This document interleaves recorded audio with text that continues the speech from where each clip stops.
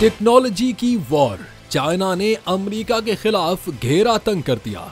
Iran भी पेश पेश। चीनी और ईरानी हैकर्स ने एआई से अमेरिकी अहदाफ पर साइबर हमले करना शुरू कर दिए। दुनिया भर में टेक्नोलॉजी की जंग छिड़ गई है। डीप सीक ने चैट जीपीटी को बड़ा डेंट मारा। अब चीनी और ईरानी हैकर्स ने तख्लीकी मसनूई जहानत को अमेरिकी अहदाफ के खिलाफ साइबर हमलों में इस्तेमाल करना शुरू कर दिया। गूगल की रिपोर्ट में कहा गया है कि चीन, ईरान और शुमाली कोरिया समेत मुतअद्दिद मुल्कों के हैकर्स अमेरिकी अहदाफ के खिलाफ साइबर हमलों के लिए जेमिनाई नाम के चैटबोट से मदद लेते हैं। रिपोर्ट के मुताबिक तख्लीकी मसनूई जहानत हैकर्स की ज्यादा तेजी और ज्यादा हजम में काम करने की अहलियत में इजाफा करती है।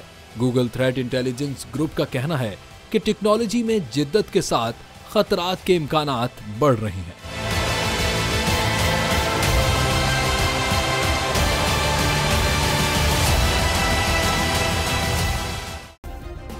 सब्सक्राइब करें और बेल दबाएं ताकि कोई खबर रह न जाए।